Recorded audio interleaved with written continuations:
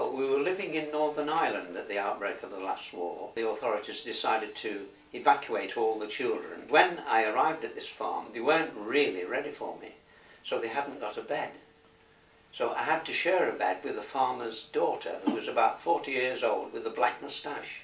I attended the local school. On the way there, just for amusement, I used to have a wee on this big thistle. And of course, over a period of several weeks, it gradually turned back, withered and died, you know, so I had a greater respect for the power of we. My first job was with the co-op, and I was sent to the butcher's department. I had the job of killing any kittens, because they were attracted by the meaty smells.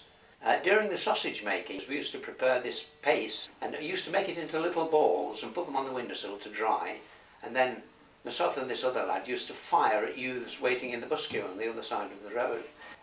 Near where we lived there was a canal, and on it was a barge that had fallen into disrepair. So I thought, good idea, see if I can blow that up.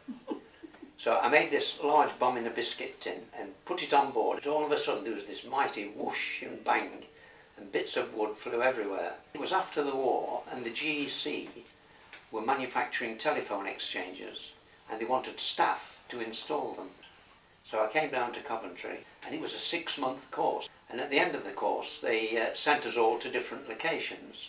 I'd met my dear wife in Blackpool. We decided to get engaged, and then out of the blue came this job in Baghdad.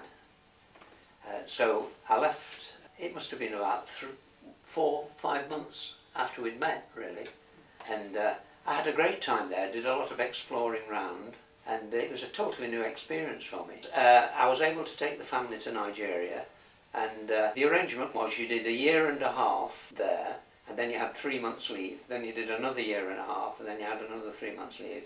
We had a cook, a nanny, a small boy, and a gardener. We hadn't been back more than a couple of weeks, and we got this telephone call, we'd like you to go to Mauritius. When I came back, I joined the office of the installation department, and I did that job for quite a few years. So I left the GEC and went to Saudi Arabia for a year. The arrangements there were you worked 6 months and then you had a month back home. In 1980 we started riding tandem. We had some great times, and we also took up ballroom dancing, and we still do that in fact. We still have a fairly active life.